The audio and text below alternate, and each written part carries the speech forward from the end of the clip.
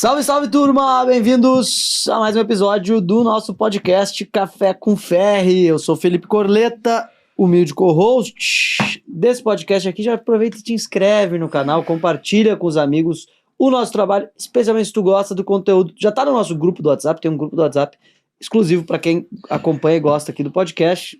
Link tá na descrição aqui do vídeo. Então, obrigado pela audiência. Nos vemos toda quarta-feira, aqui sempre às 19 horas, antes do futebol. Começando aqui, mandando um abraço para Minerva Foods, nossa patrocinadora, toda a equipe da Minerva Foods, time de marketing, pro Edson Tickle também, pros Queiroz Galvão, para todo mundo que nos apoia aqui. E para Adapta.org, empresa brasileira de inteligência artificial que está bombando, inclusive, as vendas aqui com o nosso cupom do podcast. Tudo aqui na descrição do vídeo, tanto Minerva Foods quanto Adapta.org. Mais de 1.000 assinantes já vieram deste podcast. Olha aí, ó. Adapta.org, um abraço pro Max e para toda a equipe da Adapta. Bem-vindo, Ferri. Queria agradecer demais a presença de Mônica Salgado aqui hoje. Olá. Um ícone da direita no Brasil e da moda. Queria deixar um beijo para os nossos seguidores. Cada episódio aqui é uma aula e você pode testar assistindo os outros episódios.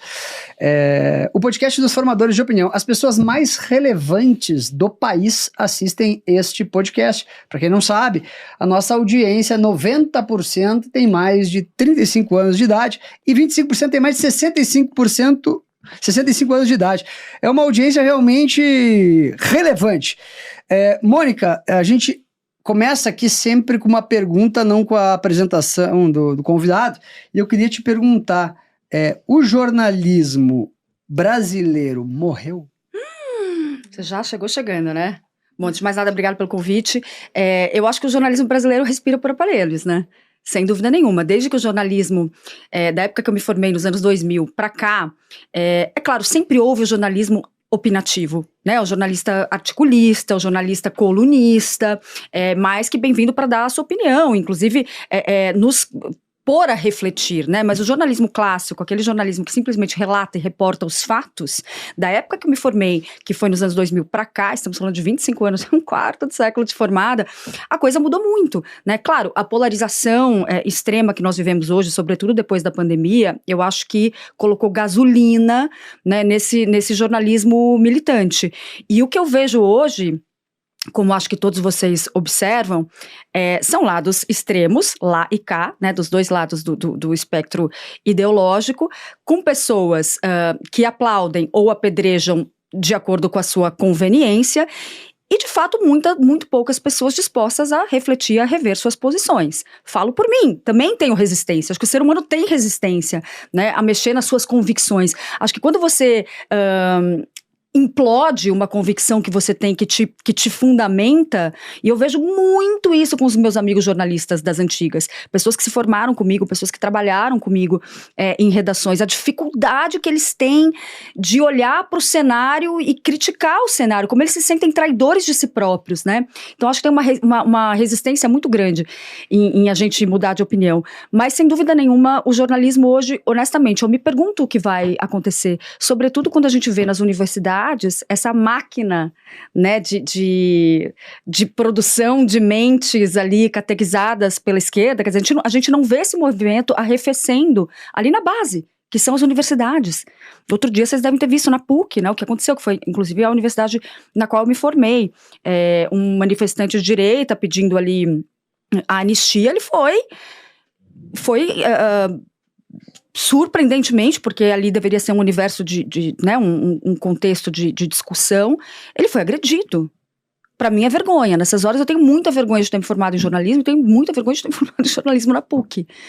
Mas eu acho que realmente é um momento muito complicado para ser jornalista no Brasil. Mas tu acha que é por dinheiro isso, ou é por ideologia? É dinheiro ou ideologia, na tua opinião? É money talks, bullshit walks?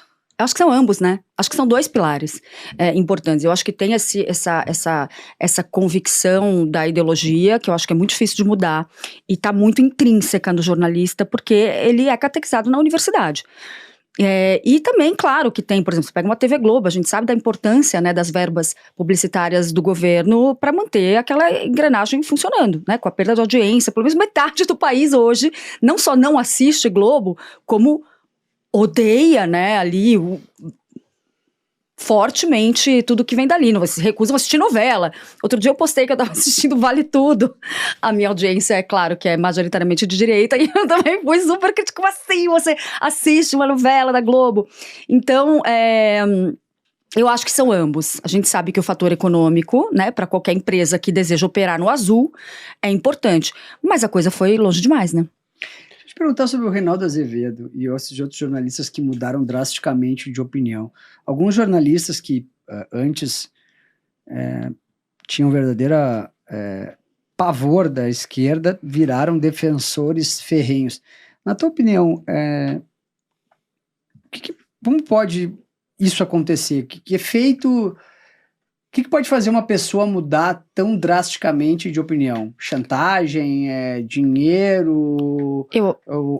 Na tua opinião, o que pode fazer uma pessoa, um jornalista como o Reinaldo Azevedo, que era um crítico, consigo ouvir a voz. Absurdo do PT, era assim, mais raivoso, eu acho, que crítico do PT. Agora ele virou o melhor amigo e o defensor do Lula. O que tu acha que aconteceu nesse episódio aí do Reinaldo Azevedo? Voltando pro ponto jornalistas e toda essa mudança que a gente está vendo nos últimos anos aí. Combinou com, que eu acho que para mim é o maior exemplo da loucura que virou o jornalismo, o cara virar a casaca dessa forma, né? Eu acho que tem a ver com o fator financeiro que você falou, não tem dúvida que tem a ver com o fator financeiro que você falou.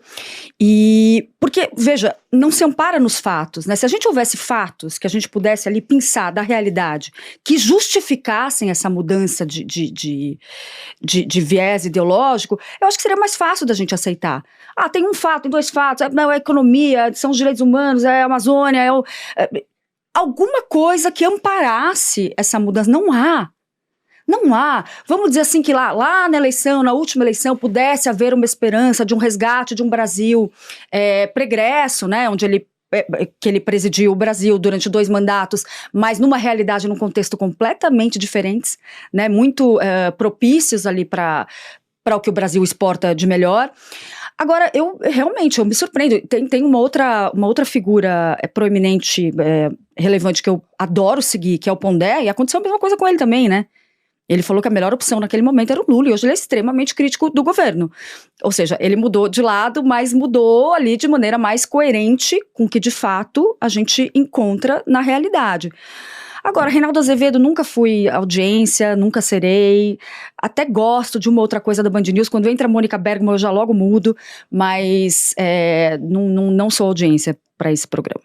Mônica, queria que você falasse um pouquinho sobre essa mudança toda que você viu no jornalismo nos últimos 25 anos e como isso se encaixa também com a tua carreira, assim, se você trabalhou na Globo, enfim, teve presente nesse meio, e como que esse contexto também contribuiu para você, enfim, tomar um rumo um pouco mais independente? Bem, eu sempre sempre trabalhei no jornalismo feminino, né? Eu nunca fiz hard news. Eu não trabalhei em jornal, não trabalhei em rádio. Então, assim, eu sempre pivotei a minha carreira para esse lado mais, né, dos assuntos de comportamento, moda, beleza. Eu sou pós-graduada em moda. Então, digamos que por muitos anos eu não senti muito esse chamado. Eu sempre trabalhei em ambientes femininos, em ambientes leves, em ambientes gostosos. Então vamos dizer assim que por 20 anos a minha carreira foi ali fluindo de maneira muito agradável, sem grandes sobressaltos, justamente porque eu lidava com esses assuntos um pouco mais... São relevantes, claro, a gente sabe o quanto movimenta a indústria da moda, mas não são assuntos espinhosos, né, digamos assim. Eu fui redatora-chefe trabalhei muitos anos na Abril, depois fui redatora-chefe da revista Vogue, né, que é uma bíblia, uma instituição da moda mundial. Depois dirigi a revista Glamour, também aqui no Brasil, que é da mesma editora, né, que era uma joint venture da Globo da Condé Nast, que é a editora internacional, com a Globo. Então, assim, a Globo era a nossa chefe suprema, mas pouco se discutia sobre política. A gente não era uma pauta, jamais isso veio à tona. Começou a vir à tona com as manifestações pelo impeachment da Dilma. Isso eu lembro, em 2016. Eu ainda estava na Glamour. E eu lembro que teve uma chefe minha, mas aquilo estava começando, era muito embrionário. E teve uma chefe minha, que era a minha chefe imediatamente superior, que ela falou: você não acha que ir à rua protestar, porque eu fui de verde e amarelo, eu, meu marido, meu filho. Você não acha que ir à rua protestar pode afugentar leitoras que são contra o impeachment? Foi a primeira vez que aquilo, que eu falei, será? Que eu acho que ali era uma pulga importante que ela colocou atrás, era uma discussão importante de se colocar na mesa. Mas não partiu muito daí. Eu falei, olha, e naquela época, olha como eu respondi, eu falei assim, eu tenho minhas convicções pessoais, e eu acho que as minhas convicções pessoais, elas têm que valer. Hoje em dia é completamente diferente, né? Assim, a função do jornalista, o quanto ele se mistura, a pessoa física com a pessoa jurídica. Então, acho que é um tema muito mais ali complexo de ser resolvido. Mas foi a primeira vez que eu senti essa questão, de fato, passar a ser latente. Depois que eu saí da Glamour, eu fui pra TV Globo, eu fui ser colunista no Video Show, ou seja, celebridade, nada a ver. E aí, depois disso, eu fui ser independente. E aí eu experimentei a liberdade que eu gostaria que todo jornalista que está nos assistindo agora experimentasse na vida. Que é a liberdade de você não assinar nenhum outro sobrenome que não seja o seu mesmo. Então, assim, você não responde por um grande grupo, você não se sente ali escravizada por uma ideologia que não é a sua. Então, pra mim, essa carreira solo foi uma liberdade imensa. Então, hoje, por mais que eu tenha marcas, e eu vivo de marcas, então não é que é uma coisa que, eu posso sair... Eu vejo hoje muitos comentaristas que postam vídeos que eu não poderia postar, eu até gostaria de postar. Você pega, sei lá, uma Julie Milk, um Firmino Cortada, né, que fazem ali uma coisa até mais independente do que eu faço, porque eu ainda... Por mais que eu não tenha um chefe e não trabalhe para um grande grupo de comunicação, eu trabalho para marcas. E marcas têm policies. E toda vez que eu me posiciono, eu sei que eu perco muito, eu ganho, mas eu também perco. Então é uma coisa que eu tô sempre ali entre a cruz e a espada. Mas uma coisa que eu digo para vocês, no meu segmento de moda, beleza e comportamento feminino, se eu fosse diretora de redação hoje, eu sofreria num nível, porque quando eu olho o que a Glamour se tornou, eu fico assim, eu choro de desgosto, porque assim, as revistas hoje elas são 100% panfletárias. Em todas as editorias, na editoria de moda, na editoria de beleza, na editoria de comportamento. Então assim, não existe mais a moda pela moda, como se o ofício, né, como se a indústria da moda que pleiteasse pela beleza, né, que é o que a gente sempre, você vai vestir uma coisa, você fala assim, tô horrível, pronto, tô ótimo pra sair de casa. Não, você quer olhar no espelho e falar, essa cor ficou legal, pô, esse shape me valorizou, todo mundo, isso é universal. Você quer ser a sua melhor versão, pra usar esse clichê chato, mas você quer ser. E aí, me parece que a moda hoje, por conta dessa desvirtuação de valores, o belo virou careta, e o esquisito virou moderno. Então existe um culto ao esquisito que me incomoda profundamente na moda, que é a morte da beleza clássica, a morte da moda pela moda, e ao mesmo tempo a cultura woke, claro, que se infiltrou em todos os segmentos da nossa sociedade, inclusive nas revistas. Então você olha uma revista e fala, não é pra mim, não é pra mim, não é pra mim, não é pra mim. Então assim, é só se você é uma minoria muito oprimida, entre aspas, você se identifica com aqueles produtos. Eu não me identifico mais. Eu já fiz esse produto, eu já fui consumidora desse produto, hoje eu olho esse produto e falo, não é pra mim, não é um produto pra mim. Por que a gente tem um país dividido? Uhum. Né? Na última eleição, a diferença de votos foi, sei lá, 1%, né, mais ou menos. Por que as marcas não patrocinam influenciadores e pessoas de direita só de esquerda? Essa é a pergunta de $1 milhão que eu me faço todos os dias. Todos os dias. Porque, se você for pensar, é até um paradoxo, né? Porque se você for pensar em termos de marketing, uma marca tem que falar com o seu público final, correto? Ela tem que atender as demandas do seu público. O público vai lá, consome, e aquele dinheiro volta para você e você continua, enfim, a roda gira. E realmente, assim, o que eu vejo é as mesmas marcas que justificam não me contratar por eu me posicionar como uma pessoa direita, ou seja, conservadora e aqueles 1000 adjetivos horrorosos que usam para nos definir, né, extrema, tudo. Essas mesmas marcas contratam sem nenhum problema, personalidades assumidamente de esquerda que fizeram campanha, e desde Mônica Martelli até Gabriela. Claro, não tô me comparando, cada uma de um tamanho, cada uma com um universo de atuação. Mas assim, outro dia eu tava até, não vou falar o nome da pessoa, mas eu tava até tomando um café com uma executiva, altíssima executiva de uma grande marca de indústria de beleza. E ela estava me falando, Mônica, a gente tem um problema, porque uma marca de beleza não pode ter lado político.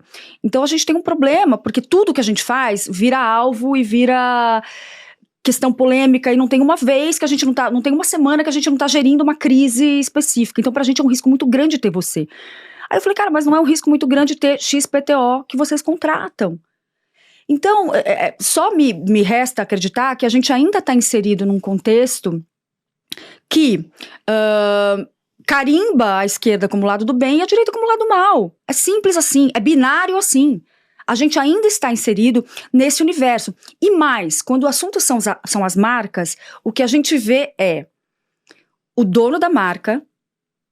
Gente, quem é empresário nesse Brasil? Quem paga impostos? Quem emprega pessoas? Vocês acham que é de esquerda ou de direita? Tirando a Luísa Trachano, que sei lá. Nem sei se ela é de esquerda, viu? Acho que dança conforme a música, né, ali, Nem espertamente. sei. Mas perdeu todo o público consumidor de direita. Isso é fato, com as declarações que ela faz. Agora, quem tá lá em cima é muito difícil, gente. Quem lida com a burocracia desse país, com os impostos abusivos que não volta nada pra gente. E, enfim, essas pessoas, eu tenho certeza, e tenho muitos exemplos, que essas pessoas são pessoas que se alinham muito mais com a minha ideologia do que com essa galera aí. Agora, quem tem a caneta, o nível gerencial, as pessoas do departamento de marketing, esses estão contaminados. Então, eu tenho uma vontade, eu lido muito com marca, não só como pessoa física, né, as marcas que me contratam para fazer os publis, né, que são as peças publicitárias nas redes sociais, e também no meu evento. Eu tenho um evento que chama Talk com Moni, e eu vou pro mercado em busca de patrocínio. Então, eu sinto muito isso, assim, eu tenho vontade, às vezes, de escrever pro dono da marca, falar, você sabe nas mãos de quem tá o teu marketing? Por que tu não escreve? Você sabe, já escrevi, tá? Já escrevi. Não dá pra fazer com todo mundo, senão seria essa a minha vida. Mas assim, já escrevi, já falando assim, fica alerta, porque você tá colocando o poder de decidir onde a sua marca vai estar e onde a sua marca não vai estar nas mãos de uma pessoa que não sei se está alinhado com você. Quanto maior a empresa, maior o risco disso ocorrer, entende? Deixa eu te fazer uma pergunta em relação a isso até. Usualmente essas marcas que são grandes patrocinadores, o alvo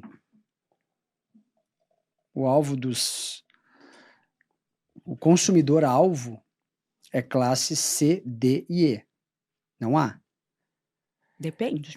A maioria, né? Tá. Eu vou te dizer, posso te citar vários aqui. Unilever, Bis, que mais? L'Oréal, Boticário. Isso é classe B, um pouco de B, C, D, E. Então, e esses são os maiores patrocinadores financeiros. Então, a classe, o A, né, que seria os consumidores da ultradireita, onde estão os empresários ali, não são os consumidores finais. Então, acho que não é um pouco disso, tipo, a classe B, C, D, E, que são os eleitores da esquerda. Não são mais. Alguns, metade, tudo dividido.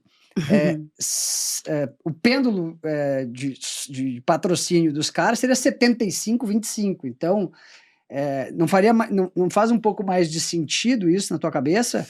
Porque se uma marca que vende só para empreendedor, por exemplo, G4 Educação, é uma marca que vende só para empreendedor. Lá, o alvo é pessoas de direita, não fala para ninguém da esquerda. E aí, o canhão deles de comunicação e de marketing está direcionado para isso. Não acho que é um pouco disso que as marcas elas vendem para um público que seria o público BCD, que é um público mais pobre, né? E assim, eu não estou fazendo juízo de valor aqui, porque Nordeste acima de 60 anos, de 0 a 2 salários mínimos, 85% Lula, abaixo de um salário mínimo, quase 90% dos votos. Mas isso no Nordeste. Nordeste, mas no geral, o mapa é meio parecido com esse. Quanto mais baixo a média salarial, mais votos tem a esquerda. São os dados da última eleição do TSE, não sei o que estou dizendo. Então, acho que é um pouco disso, ou seja, as marcas que vendem para esse povão, né? E aí tem a Anitta, tem esses cantores, né, que falam mais pro povão e tal, elas têm que patrocinar esses artistas que falam pro povão. Não vai patrocinar a Mônica Salgado, que fala para um nicho específico, ou a Silvia Brás, que fala para um nicho específico Silvia Brás postou uma bolsa lá não me lembro qual a marca agora, vendeu, Vendendo não sei sei lá, quanto, é. 2.000 bolsas. 2.000 bolsas de 20 mil reais. Sei lá. Eu estou chutando o número, mas foi de 300 bolsas no final de semana ela vendeu. Não acho que é um pouco disso? Olha, sim e não. Primeiro porque eu acho que todas essas marcas muito grandes, quando a gente fala sobretudo em marcas de beleza, elas têm muitas linhas. Então elas têm as linhas para classe E, é super dividido. É nichado. Vou falar do grupo Boticário, por exemplo, que é um grupo que eu tenho mais intimidade, porque eu já fiz muitas coisas com eles. Mas Então eles são de direita. como marca, O não. Arthur é Tá ultra bom, direita. mas o Arthur, pessoa física. A marca não é. Ah, entendi. Entende? Então existe uma diferença importante nesse sentido. Deixa o convite pro senhor Arthur Greenbaum para vir nos prestigiar aqui no podcast. Arthur, contrata eu. Bom, só fica a dica. Bem, existe então, por exemplo, existem muitas linhas e muitas marcas dentro desses grandes grupos. Todos os grandes grupos, sobretudo na área, na área que eu atuo, beleza, né? Então você tem o Meudora, que fala com uma mulher mais glamurosa. Tudo bem, classe AA, não é. Mas eu consumo Eudora, por exemplo. Tem produtos de extrema qualidade.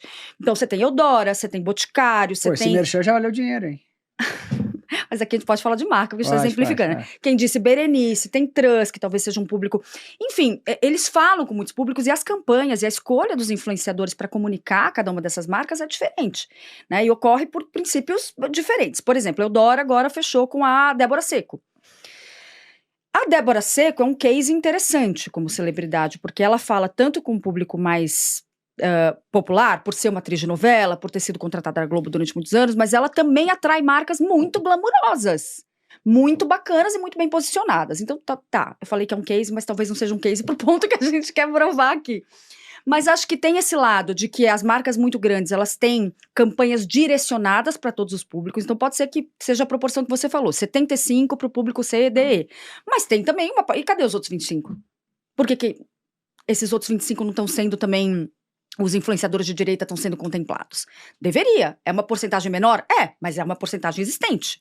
Né? E por outro lado, eu não sei que dados você tem acesso, e óbvio que eu não sei esses dados, mas assim, eu tenho lido muitas análises falando que o público, que sempre foi um público cativo do PT, da esquerda, não é mais um público que está ali alinhado com os valores de esquerda. Até porque, normalmente, não é um público woke.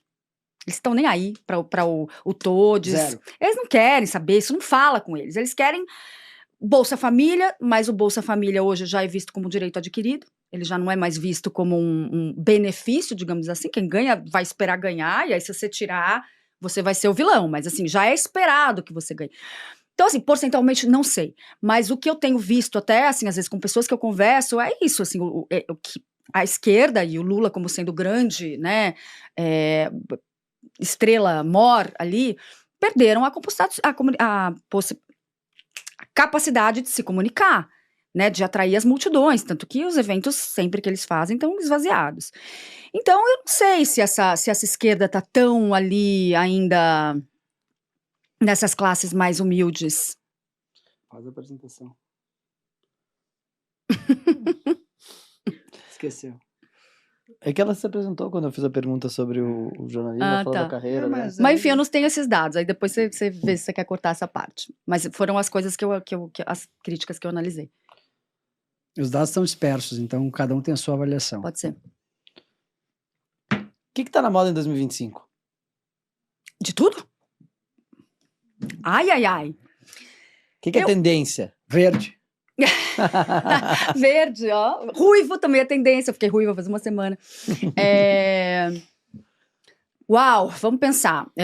Vocês não querem saber de moda, né? Tô enganada? Claro, Vocês querem quer saber de qualquer comportamento. assunto aqui, Tá. qualquer assunto. Não, de moda, pô. A moda a indústria da moda tá muito temerosa, né? Houve uma desaceleração importante na China, que era o grande consumidor de moda de luxo.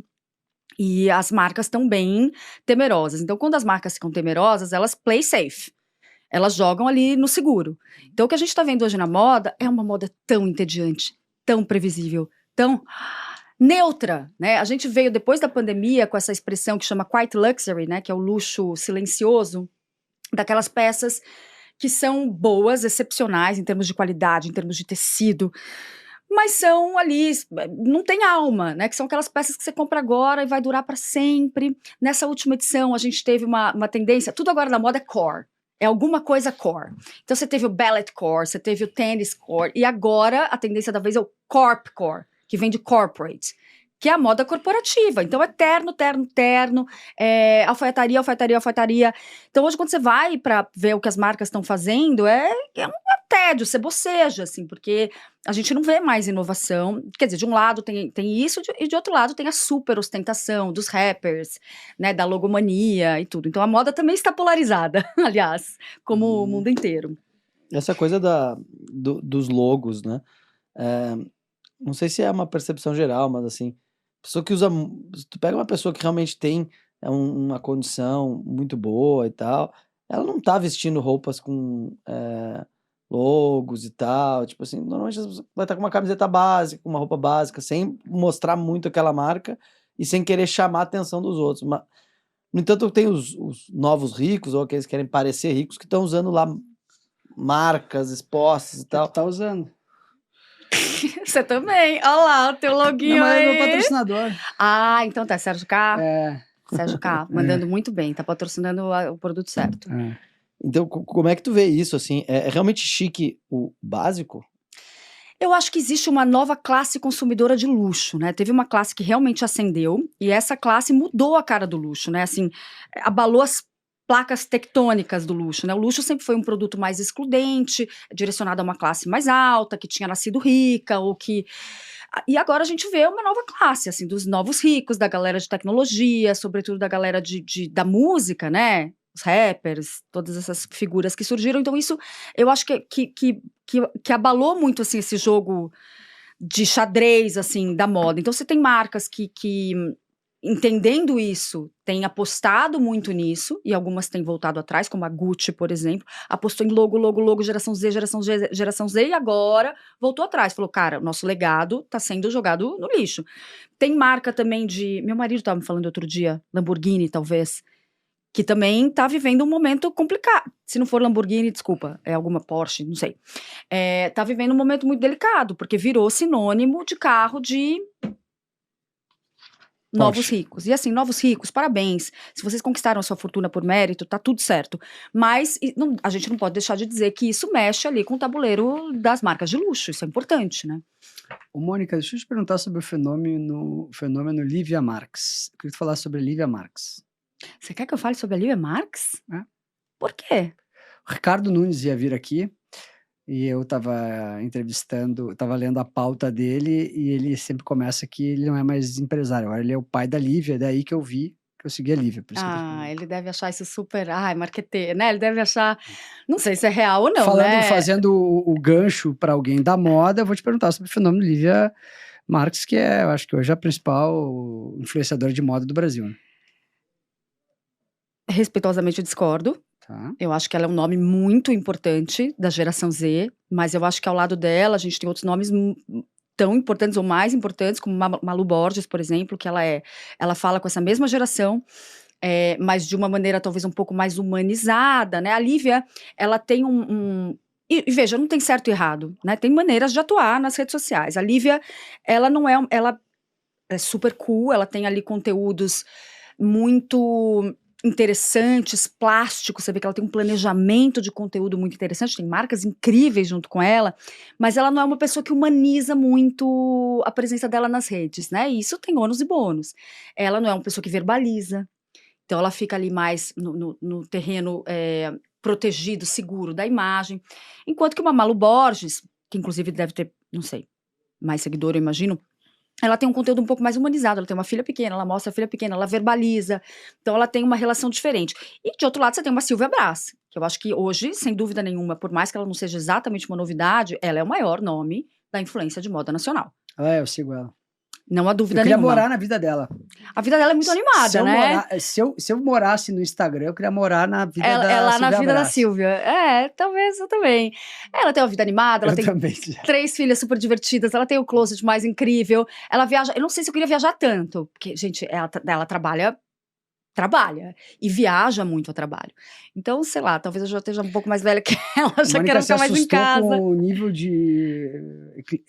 tão eclética as minhas perguntas aqui. A Lívia, eu sinceramente, mas assim, eu quero dizer aqui que ela tem todo o mérito, eu acho ela uma figura muito merecedora do sucesso que ela faz, e só acho que eu dividiria esse pódio com outros nomes também. Deixa eu te perguntar sobre a moda circular, eu sou investidor da Enjoei. Sou um acionista relevante da Enjoei. E a moda circular no Brasil, ela hoje é estimada em 20 bilhões de reais. Uau! E a gente está vendo algumas marcas como a Zara entrando forte no segmento de Acompanhei. moda circular, né? Uhum. Inclusive afirmando categoricamente que esse é o futuro, né? Posso te dizer por mim, porque eu tenho 200 camisas e não uso nenhuma. Então, óbvio que eu não vendo, eu dou, mas eu acredito que o guarda-roupa de pessoas que trabalham com moda, como você e outras tantas influenciadoras, tem 95% das roupas não são usadas e seriam muito bem exploradas por outras pessoas ou outros influenciadores. Eu queria que tu falasse um pouco sobre moda circular, se tu acha que isso é um futuro, se vai ser uma realidade que eu só vejo cada vez mais. Tem uma menina aqui na Faria Lima, inclusive, que ela tem uma live que ela faz todos os dias, algo assim, que ela vende, sei lá, 100 peças de roupa por dia. É um negócio absurdo. Ela fatura, sei lá, 30 mil, 40 mil reais por dia naquela livezinha. Ela vai botando as peças ali, leilão, quem paga mais, blá, blá, blá, blá, tá faturando 1 milhão. Ela trabalha no BTG, inclusive, tá? Acho que ela vai largar o BTG, porque obviamente tá ganhando mais dinheiro. Eu queria que tu falasse um pouco sobre moda circular, se tu acha que isso é o futuro, ou tu acha que é uma coisa passageira. Qual é a tua visão sobre moda circular? Não, acho zero passageiro, acho que a tendência é realmente isso ganhar cada vez mais mercado. Eu acompanhei o início desse movimento, né, quando trabalhava ainda na Vogue, com aluguel de bolsas, né, começou com aluguel de bolsas de luxo. Eu lembro a gente falando sobre as primeiras empresas que faziam aluguel de bolsa de luxo e quanto aquilo era disruptivo, né, e novo. Então, acho que começou por aí depois começaram os sites, né, Enjoei, Etiqueta Única, bom, enfim, vários outros brechós que eu sigo. Começaram com sites, hoje tem vários grupos de transmissão, eu faço parte de vários. Aliás, não sei porque que eu fico fazendo parte, que eu fico tentada, porque cada hora é uma bolsa, uma Birkin, que, gente... Começa assim, 120 mil, chocante, rolê e tudo. E eu acho que, sobretudo depois da pandemia, que a gente viu uma alta no consumo dos produtos de luxo, a gente viu ali bolsas. Chanel aumentou não sei quantos por cento, desculpa, me faltam, acho que 300% o valor da peça Chanel, né, da bolsa Chanel, sobretudo, as Birkins, né, da Hermès, as Birkins e as Kellys da Hermès, os Rolex, né, diz que uma época não tinha, você tinha que ir na loja, você tinha que entrar numa... Mas não tem ainda. Não tem? Não. Mas tem second hand. Tem muito Rolex excelente, certificado, quase zero, sendo vendidos nessas lojas. Então começou com as bolsas, depois a gente foi para esse momento das lojinhas, hoje nós temos os grupos de transmissão, e hoje acho que a cereja do bolo, que é a grande novidade desse mercado, é um tipo de negócio que assim, é um acervo. Eu conheço 2 pessoas que têm esse acervo, que você entra e você fala, não, você quer morar na Silvia Braz, eu quero morar naquele acervo, tá? Que são mulheres que, ao longo da vida, elas e as amigas foram comprando vestidos de grife, mulheres, enfim, muito abastadas, de muito bom gosto e com muito acesso, foram comprando roupas de grife. Eu não tô falando Zara, eu não tô falando marcas nacionais ou marcas de festa, tô falando grandes marcas, tô falando de Yves Saint Laurent, tô falando Chanel, tô falando Dior, tô falando Stella McCartney. E elas começaram a fazer um acervo tão inacreditável que hoje, eu fui em um recentemente, e assim, tem... Ela nem sabia qual número que tinha, eu sei lá. É 2 dígitos de milhão que tem ali de produto. E ela aluga para todas as mulheres que você puder imaginar. Grandes atrizes, grandes influenciadoras como essas que a gente citou, que são mulheres que precisam de uma roupa de muito impacto para um evento, que elas sabem que elas só vão usar uma vez, nem sempre elas têm acesso às maiores e melhores peças de empréstimo, né, de produção que a gente fala. Então você vai lá na Dolce & Gabbana, você fala, eu quero uma peça, eles vão falar, de produção a gente tem esses vestidos aqui, não posso te dar de produção um vestido de loja, porque senão eu vou inviabilizar a venda, você vai devolver usado. Então tem essas peças de produção que a gente chama nas grandes marcas. E esses acervos, gente, eles revolucionaram esse negócio, porque você vai lá, é caro. Tem vestido, pra você ter uma ideia, que eu experimentei, que eu tava doidinha pra usar no casamento, que custava 18 mil reais o aluguel. Porque é vestido assim, que vieram 2 no Brasil, de uma grife super disputada. Tá, mas é o que custa um vestido novo, tu só vai usar uma vez. Só vai usar uma vez. Então, se você for colocar na bola, e você vai usar um vestido exclusivo que ninguém tem, que quem entende minimamente de moda vai falar assim, uau, ela tá usando um alaiá da última coleção, blá, blá, blá. Então, assim, de novo, eu acho que assim, esse último degrau que a gente conhece desse negócio da moda circular, mas que é um baita de um negócio. Essas pessoas estão ganhando muito dinheiro. Muito dinheiro. Você pensar que, assim, o mínimo preço de base de saída é R$4.000. Ô, Mônica, deixa eu te perguntar a respeito dessas marcas que não vendem mais para qualquer um, né? Tipo, tem essas bolsas da Hermès e alguns outros relógios, simplesmente não pode mais comprar. Só compra se tu for um cliente fiel da marca. Tu acha que a estratégia é boa de marketing ou não? Porque, por exemplo, eu tenho aqui 5 milhões, eu quero lá comprar um relógio de 5 milhões, não posso comprar. Eu tenho que comprar 12 relógios, esperar 3 anos, ou eu vou comprar um de segunda mão, eu não consigo ir na loja e comprar. Inclusive, eu entrei na Rolex, em Miami, e tinham 3 relógios iguais. GMT, Batman, e eu tenho um em casa. E aí eu perguntei, tá à venda? Dele, não tá à venda, mas assim, tu tem vários. Eu falei, eu quero comprar um. Não. Você não pode comprar. Isso, né, Você não pode comprar. Eu falei, não, mas eu pago à vista, eu compro os 3. Dele, não pode comprar. E me mandaram embora. E o senhor quer mais alguma coisa? Não, tchau. Cara, isso é muito controverso, né? Tu concorda com essa estratégia? Tu acha que tem que ter esse pessoa que quer muito ter esse consumo? Na tua cabeça, como uma pessoa da moda, do marketing e da comunicação, tu acha que essa estratégia de marketing ela é a correta? É que não existe correto ou incorreto, né? Porque o marketing é essa alquimia e esse organismo vivo. O que eu acho é que, assim, hoje a gente vive num mundo de narrativas. Os fatos estão lá, mas se você maquiar, se você contar o storytelling, para usar esses termos também que às vezes são cansativos de marketing, se você contar ali aquela história envolvente, cativante, você leva o cliente. Eu acho que essas marcas têm sido muito bem-sucedidas e muito espertas nesse sentido, porque elas criaram esse desejo, esse sentimento de escassez, que também é um pilar do luxo. Fala que é escasso, fala que seu produto é limitado. Você vai atrair 10 vezes mais pessoas do que se você vendesse à vontade, né? Então, isso faz parte, acho que, dessa narrativa de marca e que já vem sendo testada há algum tempo. Então, assim, se ela vem sendo testada e, em teoria, aprovada porque ela segue, eu imagino que eles estão colhendo bons frutos financeiros, de branding e também de fonte, né? Mas, sem dúvida, é uma coisa muito controversa, porque acho que tem vários órgãos aí que criticam e que questionam, né, a viabilidade jurídica, né, disso. Você pode impedir um cliente de comprar se o produto está lá na vitrine, né? Então, não sei como é que elas têm feito ainda esse contorno aí nessas histórias. Mas eu acho que é uma narrativa que, para o mercado de luxo, para os preceitos do mercado de luxo, não deixa de ser bem esperta. Mônica, eu queria que tu, lá no começo da nossa conversa, você falou sobre o que é belo e tal.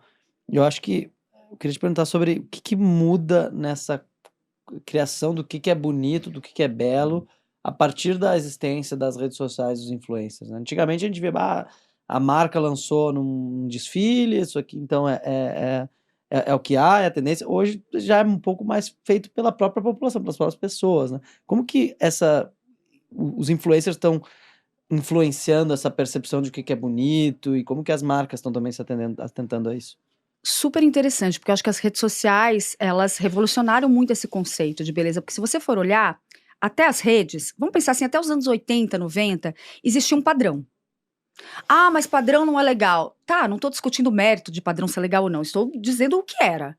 Né? Se você olhar, desde que o mundo é mundo, existia um padrão estético, que era um padrão apreciado pela maioria das pessoas. Você vai lá no Renascimento, era a mulher mais curvilínea, porque a mulher mais curvilínea era aquela mulher que ia te dar filhos mais saudáveis, né? Aquela mulher que tinha um quadril mais largo. A mesma coisa para os homens. O maxilar quadrado, o homem forte, o homem alto, era aquele homem protetor. Então isso foi, né, ao longo dos tempos, sendo um estereótipo valorizado por todos nós. Então, aí você vai lá, década de 20, década de 30, 40, 50, 60, sempre houve um padrão que era tido como o padrão mais bacana que todo mundo queria alcançar. Aí a gente começa nos anos 80 com a coisa, né, mais variada. Se você for lá para os anos 80, você vai ver que tem o punk, que tem os yuppies, já tem uma série de tribos que vão ali diversificando o conceito, o padrão do que é beleza, do que é moda, do que é bacana. Os anos 90, a mesma coisa. Os anos 2000, a gente começa com a internet, né? E a internet, de novo, ela diversifica muito os padrões. Então, o que é legal é que o padrão não vem mais de cima para baixo. Ninguém te impõe esse padrão, né? A indústria está lá, e acho que a indústria força uma barra. A indústria da moda tem ali o que ela ainda considera um padrão, mas, ao mesmo tempo, você tem as redes sociais que dão essa voz, né, que democratizam essa voz e que fazem a coisa se fragmentar, né? Então, assim, hoje as redes sociais são nichadas, você tem conteúdo para tudo. Então, se você é uma ruiva com sarda, você vai encontrar uma influenciadora que é ruiva com sarda. Se você é plus size, loira, platinada, você vai encontrar. Então, tá tudo muito nichado. Então, a gente encontra a nossa tribo.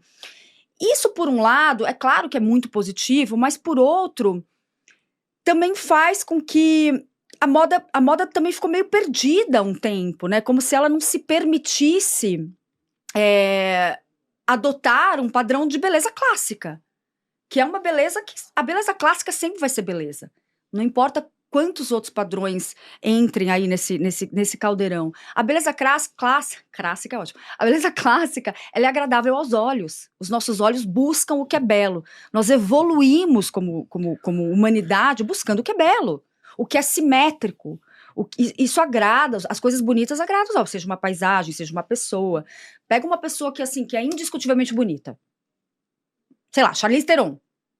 Não tem como você não falar... Nossa, você é arrebatado por aquela imagem, por aquela beleza, né? Então, eu acho que a moda passou por um momento de grande confusão, de volumes estranhos, de assimetria, de coisas estranhas para chocar, para viralizar e para falar com essa galera, com essa minoria que vai lá aplaudir e vai fazer a sua marca ser moderna, ser bacana, ser aceita com a geração Z, entendeu? Mas, enfim, isso posto, eu me perdi totalmente na resposta. E já não sei se eu respondi o que você perguntou. Como que os influencers influenciam o que é belo, né? Então aí é total. Acho que as redes sociais, elas deram voz, e elas nicharam muitos conteúdos, e elas nicharam muito o que é hoje aceito como um padrão. Durante muito tempo, nos últimos anos, falava-se muito de o padrão é não ter padrão. O padrão é não ter padrão. Aí a gente viu nas passarelas... as plus size, a gente viu as passarelas diversificando um pouco os tipos de mulheres que eles diziam ali que era... E aí faz 2 estações que tudo voltou a ser como era. Magreza extrema, mulheres no padrão, tudo bem, eu acho que né, a diversidade de raça ali, as negras estão na passarela... elevando as passarelas num nível que tem que ser elevado mesmo, mas a magreza extrema, por exemplo, foi uma coisa que voltou com muita força e foi super criticada nas últimas temporadas, e voltou. Quer dizer, a moda voltou a se render a um shape que, critique-se ou não, é um shape que beneficia a roupa e o corte. Ser magra é fundamental? Não sei se é fundamental, não me coloque nesse lugar. Você pode chamar Maia Massafera aqui para falar para você que é a magreza. Mas eu acho que a magreza... não há o que discutir, ela sempre foi linkada a um conceito de elegância. Se você pegar as mulheres tidas como mais elegantes da história da moda, então você pega a própria Coco Chanel, a Jackie Onassis, a Diana Vreeland, enfim, tantas mulheres que me ocorrem, e todas as elegantes, até uma Constanza Pascolato nos dias de hoje, todas as elegantes, por acaso ou não, sempre foram muito magras. E como é que esse mundo das redes sociais muda também a pressão sobre as próprias pessoas? Porque assim, você olha hoje o Instagram, você fala, nossa, a minha vida é um horror, porque a vida dessas pessoas é maravilhosa, né? Então, o que eu vou fazer? Às vezes eu vou tomar, inclusive as pessoas tomam decisões... Tiraram o dislike. As pessoas...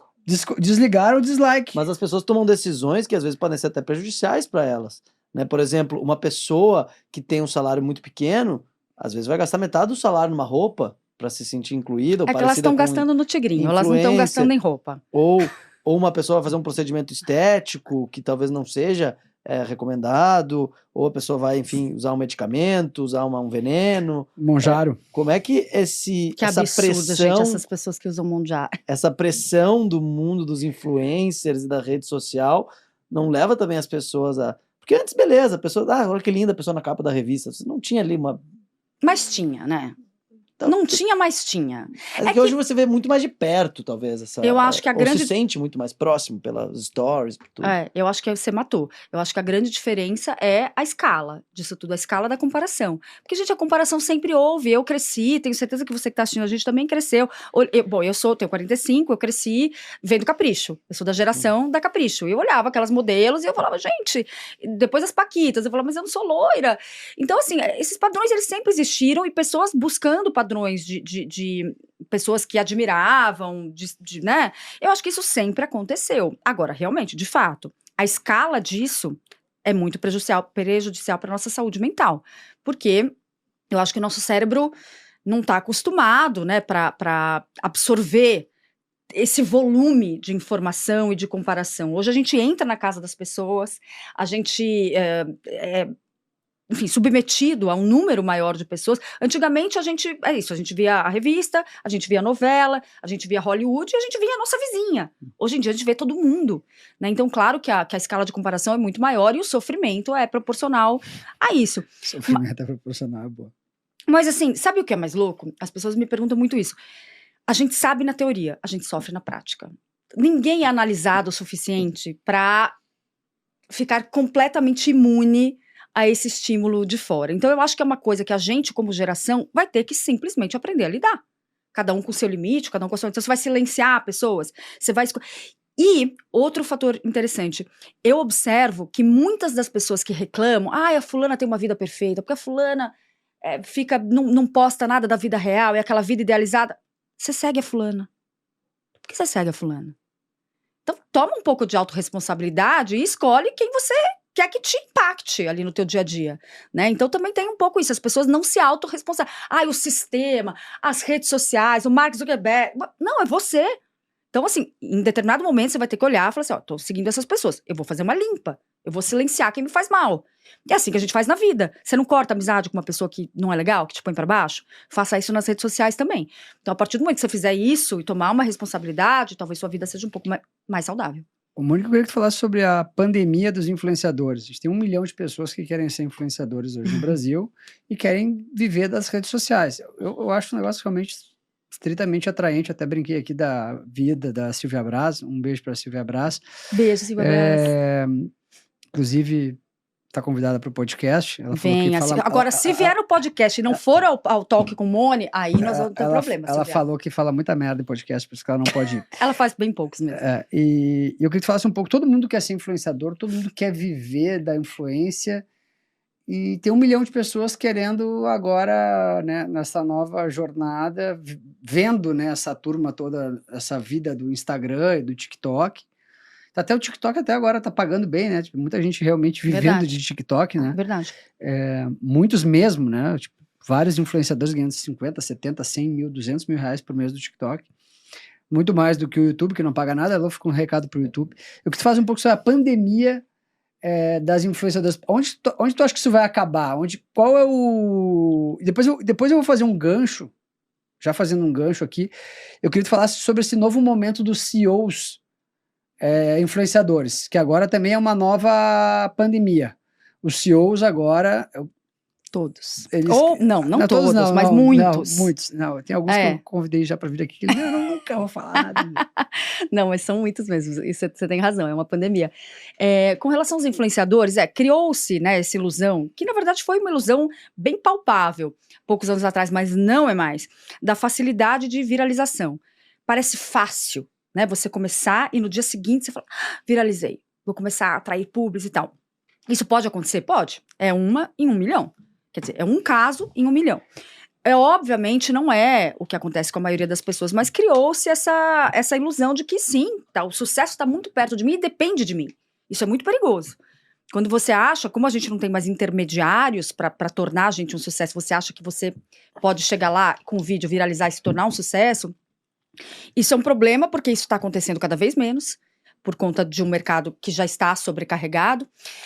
E segundo, que isso também é uma máquina de gerar frustração, porque assim, se você não consegue, no primeiro mês, chegar a 1 milhão, você fala, o que tem de errado comigo? Fulano conseguiu. Então isso também coloca as pessoas muito para baixo, e aí tem os problemas de saúde mental todos que a gente tem visto. Mas, perdi minha linha de raciocínio, peraí. Frustração. Tá, mas qual é a tua pergunta? Da pandemia dos influenciadores, da pandemia dos CEOs influenciadores. Tá. Pandemia dos influenciadores. Mas, assim, por mais incrível que pareça, esse último SXSW, que é esse festival de criatividade que acontece em Austin todo mês de março, eu li muito que pela primeira vez eles tiveram uma trilha de Creator Economy, né? Então eles tiveram ali uma série de palestras específicas para a economia dos criadores de conteúdo, que é esse ecossistema, né? A gente fala de influenciador, mas é esse ecossistema que ronda o influenciador, que é muito poderoso. Então você tem o agente comercial, você tem o videomaker, você tem o fotógrafo, então tem uma série de profissões ali que orbitam, não é só a figura do influenciador. E aí... Ai, gente, eu perdi de novo, desculpa, eu tô muito dispersa. Sobre o, eu lembrei melhor. E aí, o SXSW, ele deu alguns insights muito interessantes, porque é meio que... A gente ouve falar muito nesse mercado que o mercado está saturado, né? A figura do influenciador, onde é que nós vamos parar? Tem muita gente buscando o mesmo dinheiro. Primeiro que não é o mesmo dinheiro.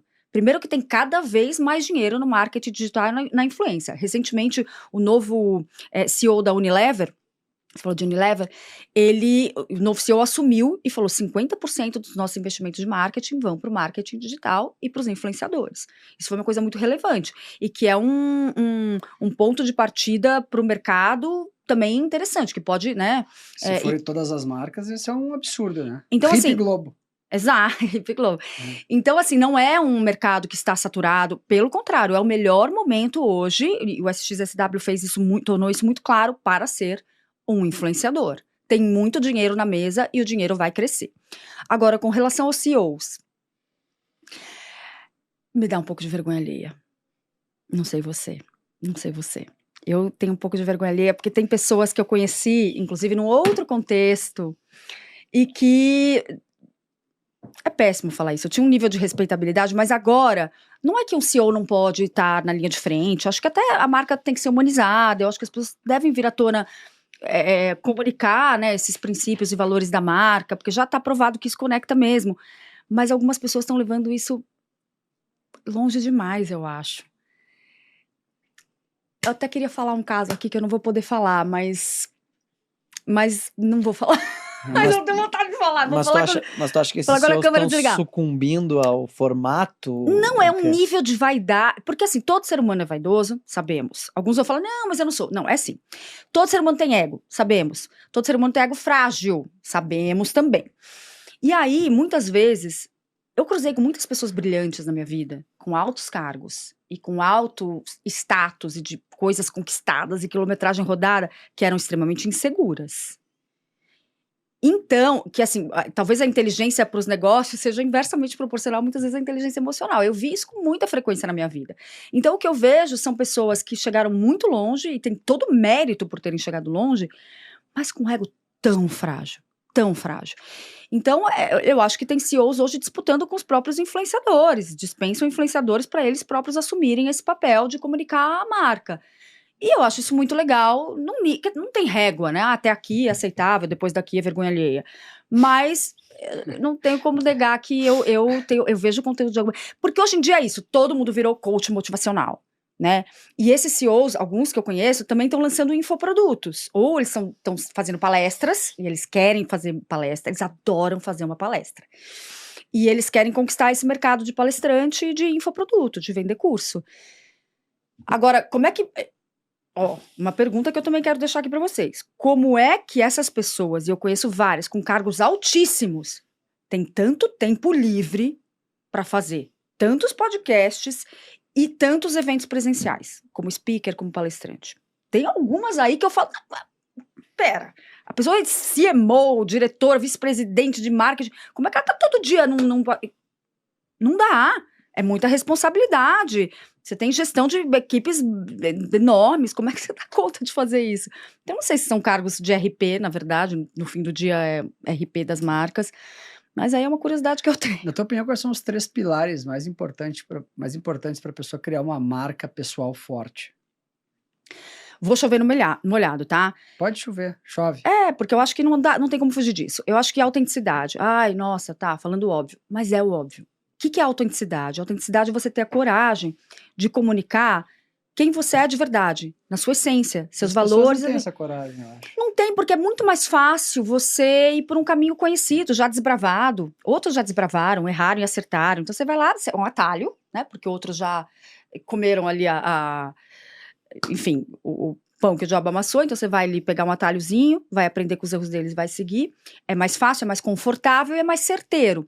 Mas ninguém cria um case, ninguém revoluciona o seu segmento, ninguém lidera o seu segmento fazendo mais do mesmo. Isso é fato.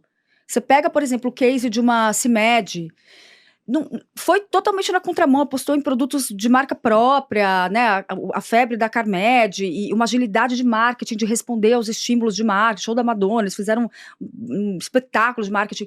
Então, assim... Foi uma estratégia arriscada, mas que deu certo. Que deu certo, mas talvez arriscada. Muito arriscada. Você achou? Porra. É? Tá. Enfim, então eu acho que a autenticidade, você ter a coragem de talvez ir na contramão do mercado, se for o caso, mas de tomar um caminho diferente que tem a ver com você e que todo caminho diferente tem risco. Não tem como você não ter risco se você toma um caminho diferente do que vem sendo praticado. Então falamos em autenticidade, eu acho que humanização de todas as marcas, né, por mais que a gente tenha falado dos CEOs estrelas, mas a humanização é um pilar importante. Esse próprio CEO da Unilever que eu citei falou, a desconfiança do consumidor, quando a gente faz uma mensagem da marca, de marca para consumidor, para ser humano, é muito alta. E a gente não dá para correr esse risco de ter essa rejeição inicial. Então, para quebrar esse gelo de saída, a gente contrata um influenciador, que já tem uma comunidade conquistada. Então, eu acho que a marca se humanizar é um caminho também importante, via influenciador ou via o CEO, enfim, de uma maneira ali calculada. E o terceiro, hoje em dia, a gente fala muito da importância do storytelling, né, de você ter ali uma narrativa envolvente para muito além do seu produto, porque todo mundo na indústria já entendeu que não é sobre produto, é sobre o desejo, é sobre a experiência que você causa e é sobre essa narrativa que está por trás do seu produto e da sua marca, que fundamenta ali a tua história. Deixa eu te perguntar, o que tu acha mais atraente, poder ou dinheiro? Eu acho que é poder, né? Mas assim, tem que ser um poder que parte de você, né? Porque se é um poder que te atribuíram, se é um poder de um cargo, de um status que é temporário, se é um poder que você tem que justificar, oi, eu sou a Mônica da Vogue, eu sou a Mônica... Isso pode te ser tirado 2, né? Então não é um poder ali que está intrinsecamente com você.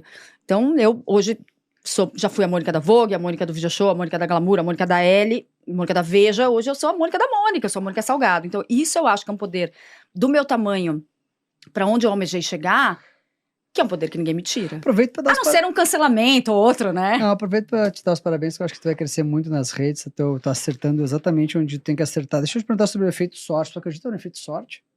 O que é o efeito sorte? Efeito sorte. A sorte? É. Entendi SWOT. Olha que SWOT louca. é outra coisa. Sorte. Tu acredita no efeito sorte? Acredito no efeito sorte. Mas é energia ou é sorte mesmo? Cara, talvez seja energia, talvez seja misticismo, talvez seja uma conjunção astral, não sei o que é. Mas eu acho que você pode fazer tudo certo e dar errado, você pode fazer tudo errado e dar certo. Assim, não tem receita pro sucesso. Então, assim, eu conheço muitas pessoas que não são as mais lindas, as mais carismáticas, as mais ricas, as mais inteligentes, e elas voaram muito mais do que qualquer outras pessoas que tinham condições, em teoria, muito melhores, entende? Então, assim... Mas acho que isso é sorte? Cara, que depende do conceito de sorte. O que é sorte? É Deus? É astral? É energia? É misticismo? Não sei, talvez seja uma combinação disso tudo. Mas assim, claro, a sorte só não segura. Né? Acho que você tem que estar, aquele clichê ridículo de a sorte tem que te encontrar trabalhando. A sorte tem que te encontrar trabalhando. Senão, você pode ter sorte, mas você não tem longevidade. E também aí não é muito legal, né? Você tem percebido alguma mudança nas políticas das marcas? Você falou que trabalha com várias marcas, que elas têm políticas. Você tem percebido alguma mudança nessas políticas? Não, com dor no coração te digo que não, ainda não. Quer dizer, a gente vê lá fora, acho que tem vários exemplos que vocês devem estar carecas de saber, Disney, Johnny Walker, tem várias empresas que têm ali arrefecido, né, nas suas políticas woke, então tem a própria Meta, né? Sim. Do Mark Zuckerberg. Voltou bem. Então, assim, com a eleição do Trump, talvez tenha sido um estímulo, né? Mas várias marcas voltaram atrás nessas políticas e voltaram a valorizar o que é a essência da cultura americana, meritocracia e tudo aquilo. E aí a gente vê, ao mesmo tempo, vários produtos culturais e não sem alguma satisfação, a gente vê o fracasso de uma Branca de Neve, de outros filmes da Disney que abraçaram a cultura woke da Branca de Neve, que, não quer ser salva pelo príncipe, porque ela é uma mulher empoderada, e o anão não pode ser anão, né? Não sei se você souber, o anão da Branca de Neve não pode ser anão, porque seria você insistir um estereótipo. Então, em vez de empregar o ator anão, eles decidiram fazer o anão por, sei lá, inteligência artificial. Então, nossa, faz todo sentido, né? Em vez de você empregar o anão, bom, whatever. Foi um filme super criticado, né? Até porque você tem a Branca de Neve. E aí você tem, como é que é a feiticeira? Não é a feiticeira? Não Bruxa sei. Má. A Bruxa Má, que é a Gal Gadot. Que ela não pode ter inveja da beleza. Ela não pode ter inveja da beleza daquela Branca de Neve, gente. Vamos e venhamos. Não faz nenhum sentido. Então foi muito criticado. Então eu acho que sim, existe um movimento que está começando, que está embrionário, mas que, honestamente, não vi chegar ainda no Brasil. Acho que é questão de tempo. Mas não vi chegar. Você vê Vale Tudo. A novela Vale Tudo que eu citei. Qual é a tua marca predileta? De quê? Da moda? Marca. Qual é a tua marca predileta? Uma marca só. Essa marca... Pode ser gringa? Pode ser qualquer uma. A tua marca predileta. Eu amo Miu Miu. Por mim, se eu pudesse escolher uma marca pra vestir, o resto dos meus dias seria Miu Miu. Chique. Apesar que uma senhora idosa de 80 anos vestindo Miu Miu talvez não fosse muito adequado, mas... Você já deixou de postar alguma coisa, ou de fazer algum trabalho, ou de se comunicar de alguma forma por medo de ser cancelada? Medo de um cancelamento Não. digital? Não. O que aconteceu recentemente foi eu ter postado um conteúdo, um vídeo, que é o meu telejornal surreal, que eu falo das notícias que seriam engraçadas se não fossem trágicas, tem muitas, e que depois de uns 2 dias, estava super viralizado, eu estava felizona, meu marido falou assim, amor, tem um amigo nosso que é super influente, que adora tuas coisas e tal, e ele falou, será que você não... Talvez esse conteúdo específico você não deveria apagar, porque tem ele estava perfeito até o final, aí no fim você fez uma crítica assim um pouco mais exacerbada a uma pessoa que não pode ser criticada, né, que é o Deus Todo-Poderoso, salve, salve, e aí eu fiquei com medo e apaguei, foi a única vez. Mas isso por medo de uma perseguição Medo mais de uma judicial do que do cancelamento Sim! pelo público. O cancelamento hoje não me deixa mais com medo, porque eu acho que o cancelamento hoje, ele já evoluiu de um jeito que todo cancelamento tem um anti-cancelamento. Então você é cancelada por uma turma e você Vai ser abraçado por outro. abraçada por outra. O melhor cancelamento que teve foi o Paulo Muller. Ele saiu de 2 milhões de seguidores para 5 em 2 dias. É o melhor cancelamento que existiu. Foi cancelado, triplicou os seguidores. Isso tem acontecido e não é raro, assim. Esse número sim, mas Sim. não é raro. Eu acho que hoje em dia o cancelamento, ele também é uma validação pela outra turma, né? Sim. Deixa eu te perguntar sobre o ego. Na tua carreira você deve ter visto Vogue, então, isso aí, Vogue é um horror, né? Você deve ter visto muitas pessoas morrerem pelo ego. Queria que tu falasse um pouco sobre esse assunto e quanto isso pode ser nocivo na vida das pessoas, na vida dos empreendedores, dos influenciadores. E como é que se controla o ego? Teria que consultar minha terapeuta, mas eu acho que eu tenho 25 anos de carreira, né? Quer dizer, tenho mais, porque eu comecei a trabalhar antes de ser formada. E eu já vi muita gente nascer e morrer. Muita gente. Assim, nascer profissionalmente, assim, também literalmente, mas também vi muitas pessoas chegarem ao auge, né, em teoria, ali profissionalmente, e depois de um ano serem esquecidas. Pessoas que tinham um cargo e que mandavam prender, mandavam soltar e não respondiam ninguém, e depois... Inclusive uma ex-chefe que eu tenho, que era super poderosa na indústria e hoje... Então, assim, há que se tomar muito cuidado para não se confundir o valor que você tem pelo cargo que você ocupa. O cargo é temporário e eu tenho vontade tanto de falar isso para tantas pessoas. Tantas pessoas que não respondem o WhatsApp, que... para você, pessoas que você às vezes conviveu, pessoas que você tem uma história no offline, sabe, pessoas que se colocam num nível tão superior, que se dão esse direito. Então assim, e para essas pessoas eu tenho tanta vontade de falar assim, você vai cair, porque ninguém fica no ar, é anti-humano, assim, é anti-mundo real, assim, ninguém fica no auge o tempo inteiro. Então assim, quando você cair, você vai precisar dessas pessoas, você vai lembrar disso. Então não não cria essas inimizades à toa, sabe? Não gera esse karma pra você. Então, acho que o ego hoje, ele tá muito ligado a status e poder, né? Aos cargos que você ocupa nas empresas mais desejadas e mais sexy do mercado. Agora, como, assim, um antídoto para isso, eu acho que você fazer terapia e você ter a consciência de que tudo é passageiro. Cargo é uma coisa que te atribuem, te dão. Do mesmo jeito que te dão, podem te tirar. Do que tu sente saudade?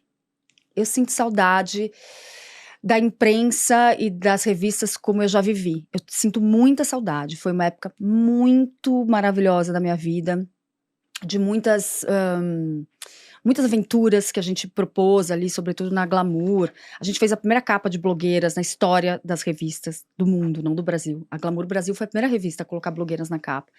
E pode parecer uma coisa ali, mas era uma revolução de comunicação, de consumo que a gente estava vivendo, e a revista foi a primeira a acreditar nisso. Então, esse período de aventuras, de testar, provar, de ir além, de irritar os chefes muitas vezes, que não apostavam no que a gente apostava, e a gente às vezes ia lá e insistia, e às vezes muito rebeldemente fazia sem aprovação. Esse tempo eu tenho saudade, mas ele não existe mais, né? As redações não operam mais dessa maneira. Tu era a pessoa da Vogue, né? Pô, ser a pessoa da Vogue é um status, é um negócio poderoso. Quando tu caiu, o cargo não foi mais, como é que foi essa... É porque tem gente que, eu acompanho muito isso, ela não tem noção de quão importante é a placa pro trabalho dela, né? Quando tu tira a placa de cima da cabeça da pessoa, a pessoa desaparece. Tipo assim, ela evapora como se fosse um ninja. Sabe aquele ninja? Vai assim, some. E tem gente que, né? Inclusive a gente já viu aqui um caso aqui na empresa. Falei, ó, quando tu sair daqui, tu vai sair debaixo da placa. E aí a coisa vai ser diferente. O que tu faz um pouco quando a tua saída da Vogue, que era a pessoa número 1 da Vogue no Brasil, provavelmente com um mar de puxa-sacos, assim, todos os eventos, né, aquele baile da Vogue, aquela coisa, todo mundo chamando, era a grande pessoa, e de repente tu saiu e não estava mais lá, e como é que foi essa virada? Eu queria te perguntar um pouco sobre como é que é o day after. Então, eu era número 2 da Vogue, eu era redatora-chefe, eu tinha acima de mim uma diretora de redação, mas sim, era um poder considerável de lidar com o mercado e de, assim... A Vogue, eu imagino que assim, trabalhar na Vogue seja que nem trabalhar na Apple. Você não precisa conquistar. O telefone toca, é só você atender bem, porque as oportunidades surgem. Tem um furo aqui pra você. Não, essa viagem... Eu fiz viagens excepcionais na época da Vogue, quando ninguém ia pra fora para semanas internacionais. A gente era convidado para as coisas mais incríveis, que eram tipo 2 jornalistas, e a gente tava lá, e eu participei de muitas coisas inesquecíveis. Só que daí eu saí da Vogue pra ir pra Glamour. E a Glamour era uma revista do mesmo segmento, mas uma revista não tão de luxo, era uma revista mais divertida, mais alto astral, que inclusive tem muito mais a ver comigo, com o meu jeito de pensar o texto, o jornalismo. E eu fui ser a número 1. Eu fui implementar, conceituar o título no Brasil, que foi um desafio profissional muito mais interessante, mas muitas pessoas consideraram um downgrade. Muitas pessoas, você vai trocar Vogue pra Glamour, você tá louca? Eu falei, gente, eu quero ser chefe, eu quero que a minha opinião ali, que o meu caminho seja um caminho considerado. Então, assim, foi maravilhoso. Fiquei 5 anos na Glamour. Agora, quando eu saí da Glamour, eu senti muito. Muito eu saí por opção própria, em 2017. E aí, eu fui pro video show. E aí, no video show, eu era uma colunista. Eu saí de uma executiva, alta executiva, gerindo uma equipe importante, uma verba importante. E eu fui ser praticamente repórter no video show. Então foi uma coisa que, por mais que tenha sido divertido, leve, gostoso de ter sido feito, foram 2 anos muito gostosos da minha vida, eu tive que lutar muito contra isso, assim, contra a minha síndrome de ter me rebaixado e por vontade própria, o que era pior ainda, não podia botar a culpa em ninguém, né, eu que quis aquilo. Mas enfim, depois eu acho que também as coisas vão se acomodando, sabe? Depois que eu saí do video show foi importante pra mim. Eu falei, cara, agora eu posso ser eu, então agora eu vou fazer o que eu quero nas redes sociais, do meu jeito, vou construir a minha marca pessoal. Então, assim, são processos, né? Que quando a gente tá vivendo, a gente não tem essa dimensão, claro. Você acha que você tá ali, ai, agora como vai ser? E aí depois, com o tempo, você vai entendendo que, tá, ok, foram barreiras e obstáculos necessários. As pessoas que trabalham na Globo não podem ser elas mesmas? Gente, você trabalha pra Globo, óbvio que não. Você tem, até contratualmente, você não pode ser você mesmo. Você tem uma série de restrições ali. Eu na época da Glamour, como diretora de redação, tinha uma série de restrições de marcas, por exemplo, que me chamavam para palestrar e eu não podia palestrar, sob o risco de que eu fosse vista como uma pessoa parcial. Mas, ao mesmo tempo, adivinha só, eles me vendiam para eventos comerciais. E a gente não ganhava um centavo. Então, assim, era uma via de mão única. E isso foi uma das coisas que mais me incomodou e que me fez optar por sair. Qual que tu acha que é a visão, qual que tu acha que é o papel da mulher no empreendedorismo, na liderança? Como que você vê esse movimento de feminismo, as mulheres mais presentes nos conselhos das empresas? Como é que você enxerga tudo isso? Queria ouvir um pouquinho sobre isso. Bem, eu acho que, eu não quero ser sexista, tá? Odeio essa visão sexista de mulheres superiores ou homens superiores, mas eu acho que, eu sinto e eu vejo que nós mulheres temos, digamos assim, estamos alguns degraus acima no quesito flexibilidade, no quesito soft power, no quesito saber lidar com muitas coisas ao mesmo tempo. Não tem testosterona. Não tem testosterona e compensa isso com empatia, com muitas coisas. Agora, é regra? Não, não é. Eu já tive chefes escrotíssimas, mulheres, já tive chefes homens corretos, agradáveis, justos. Então, é claro que não é regra. Mas, via de regra, o que eu acho que o movimento feminista que surgiu de um jeito muito legítimo, num contexto completamente diferente do que a gente vê hoje, Revolução Industrial, mulheres indo para o mercado de trabalho, o movimento se perdeu quando ele foi ali se confundindo com pautas sociais e pautas de raça e pautas woke, né, ideológicas e de gênero, e daí as mulheres realmente se colocando num nível superior e começando a ter uma postura muito bélica, né, em relação aos homens. E isso causou o que a gente está vendo hoje, que é uma masculinidade lamentável que a gente está vendo hoje. Eu tenho um filho adolescente de 14 anos, e eu vejo o que ele me relata na escola. Não sei se vocês têm filho, com certeza vocês não têm filho de 14 anos, mas eu tenho, e tudo hoje é motivo, com crianças de 14 anos, pré-adolescentes, de as meninas irem na direção, falarem que é assédio, falarem que é as coisas mais horríveis, os nomes mais horríveis que talvez elas nem tenham a dimensão do que é. Depende de quem fala o assédio, né? Depende de quem fala, claro. Depende totalmente de quem fala. E isso é um retrato dos nossos tempos, assim. O homem completamente perdido. Se o Cauã Raymond falar gostosa, não é assédio. Não é? Não. É elogio. Elogio, claro. Agora, os homens pedindo desculpa. Gente, os homens estão pedindo desculpa. E não só na seara pessoal, na seara profissional também. Eu tenho, assim, eu ouço relatos de amigos, que eu tô fora da vida corporativa, mas relatos de amigos que têm cargos de chefia em empresas, é assim, cara, tá todo mundo indo pra casa depois de um serão, ainda existe essa palavra serão, não sei, na minha época de redação, serão, você fica até tarde, e aí você fala, gente, vamos dividir um Uber, qual que é teu bairro, qual que é teu bairro? E a pessoa no dia seguinte vai pro RH e fala, ele estava me intimando a pegar um Uber com ele, não sei com que intenção, e o cara é punido! O cara é punido pelo RH. Isso está acontecendo. E meu filho me relata isso tudo, assim. Então, é o homem. Então, se ele é sensível, ele é fraco. Se ele é líder, ele é autoritário. Se ele chora... Então, assim, eu acho que o homem realmente está perdido. E acho que esse movimento feminista mais agressivo que a gente vê hoje que existe, ele está contribuindo seriamente para essa mudança perigosa de paradigmas na sociedade. Mônica, Mas você é a favor de políticas afirmativas para as mulheres, por exemplo? Cota, não. Por exemplo, a B3 falar que as empresas do novo mercado precisam ter uma conselheira mulher. Não sou a favor de cota. Não sou a favor de cota, podem me apedrejar. Acho que é um convite ao vitimismo, é você celebrar o vitimismo, que eu também acho que é uma parte muito triste da nossa cultura hoje, as pessoas acharem que elas têm... Sabe o que eu acho? São os oprimidos de outrora, porque as mulheres sim foram oprimidas, e os negros, claro, mas se tornando os opressores de agora. E muitas vezes usando isso, a sua condição de XPTO, para virar o jogo de um jeito que não é um jeito honesto, não é um jeito correto. Teve esse caso recentemente da médica, não teve? Da médica loira, que a médica negra tinha por cotas, que tinha uma nota inferior conseguindo um trabalho, e ela entrou na justiça e ela ganhou. Então, assim, eu acho que cota não é o caminho. Eu acho que o caminho é educação de base. educação de base, para que a gente não tenha que chegar no momento de distribuir educação de base. Só que nenhum governo investe em educação de base, porque não é populista, porque é uma coisa que você vai colher os frutos 20 anos da frente e você já não vai estar mais no governo.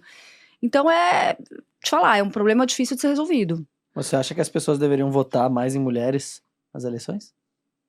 Eu não sei, se você quer votar em mulher, você vota. Se você quer mulher, eu voto. Eu, nas últimas eleições, não votei em mulher. E não votaria apenas pelo fato de serem mulheres. Entendi. Simples assim. Mônica, tu acha que o teu posicionamento de direita nas redes sociais está influenciando positivamente muita gente sair do armário e também falar sua opinião política? Gostaria de acreditar que sim, porém, não sei. Com certeza absoluta. Você acha? Não tenho nenhuma dúvida. Zero. Eu acho que as pessoas que concordam vão lá, endossam, mas se elas estão indo para as redes dela falar também, eu não sei. Comentar já é um avanço, né? Acho que já é uma coisa positiva. Eu tô endossando essa opinião e acho que tem algumas pessoas, mas tão poucas, tão poucas. Ontem o STF mandou para casa, prisão domiciliar, o assassino da Marielle. E cadê a Aniele? Eu te pergunto. Por que tu acha que a esquerda não se pronunciou a respeito disso? Rabo preso.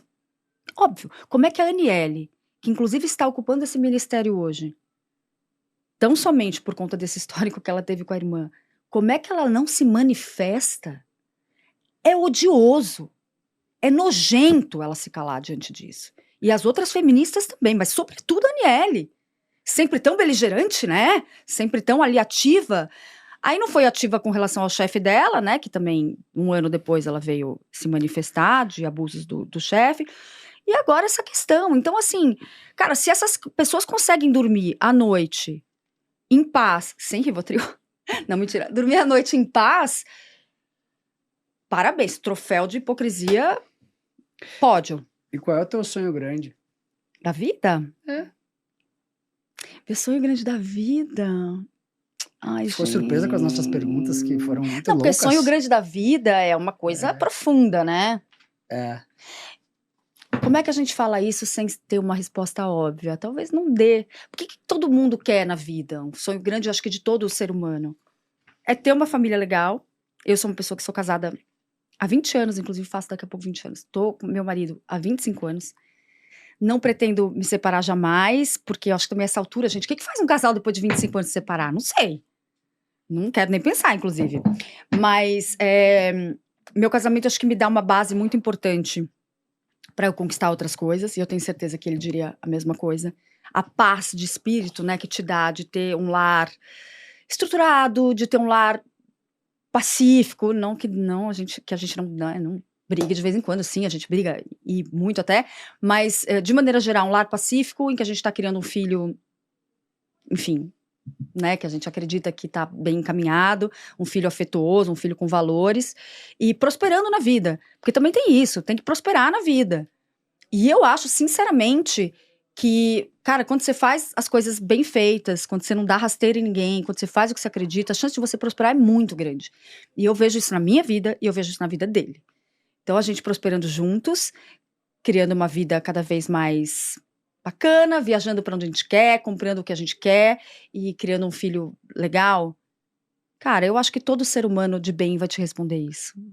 Vai ser muito difícil não te responder isso. Tem a parte de morrer dormindo também. Mônica, a Mônica... Morrer dormindo, pô, eu vou acrescentar isso na minha lista. É verdade. Mônica Salgado dá moda para transformar a opinião política de uma legião inteira de mulheres. Eu fico muito orgulhoso por ti, assim, pelo trabalho que tu tem feito, eu acompanho e realmente precisamos de mais Mônicas para um Brasil melhor. Deixa eu perguntar, tem uma pergunta clássica aqui do nosso podcast, quem é a pessoa mais inteligente que você já conheceu?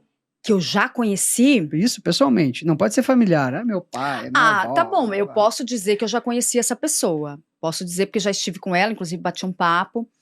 Sabe quem eu acho brilhante? Porque pra mim, a inteligência não é só cultura, né? Cada um tem uma opinião. Tem uma opinião. Pra mim, eu acho que é você também usar a sua inteligência de maneira agradável, de maneira a fazer as pessoas se sentirem especiais ao seu redor. E pra mim também tem muito a ver com humor. humor pra mim é um sinal de inteligência supremo. E pra mim essa pessoa, eu sou viciada nessa pessoa, que é o Jimmy Fallon, que é aquele apresentador da TV americana. Eu sou louca pelos recortes dele, pelos personagens que ele cria. Eu acho ele brilhante, eu assisto tudo.